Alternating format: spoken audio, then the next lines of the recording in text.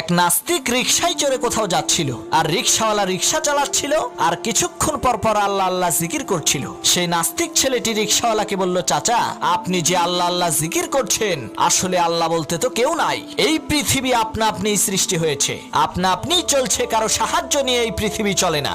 আপনি লেখাপড়া করেন নাই তো, তাই জানেন না। সেই নাস্তিক ছেলেটির এই কথা শুনে সাথে সাথে রিকশা চালক তার রিকশা চালানো বন্ধ করে দিল। নাস্তিক বলল, কি হলো চাচা, রিকশা চালানো বন্ধ করলেন কেন? তখন সেই রিকশা চালক বলল, বাবা শোনো, সামান্য এই ছোট্ট একটা রিকশা যদি কারো সাহায্য ছাড়া না চলে, কোনো চালক ছাড়া রিকশার প্যাডেল যদি না ঘুরে, তাহলে এই সুবিশাল পৃথিবী, বিশাল চন্দ্র সূর্য আর গ্রহ নক্ষত্র রাজি কোনো চালক ছাড়া, কোনো নিয়ন্ত্রক ছাড়া আপনা আপনি কেমন করে চলতে পারে বলো? নিশ্চয়ই কেউ না কেউ তো এর পেছনে আছেই। রিকশাওয়ালার এই কথা শুনে নাস্তিকের চোখ খুলে গেল।